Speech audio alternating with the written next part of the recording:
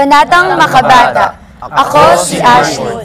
Bilang mamamayang Filipino, ay kinikilala ang kahalagahan ng mga bata sa lipunan. Dahil dito, ako ay nangangakong isulong, protektahan, igalang at pangalagaan ang karapatan ng bawat bata sa lahat ng panahon.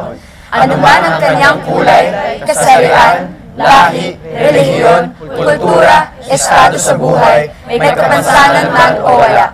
Upang matiyak ang kasiyahan ng mga bata, naniniwala akong nararapat na matamasa nila ang mga ito.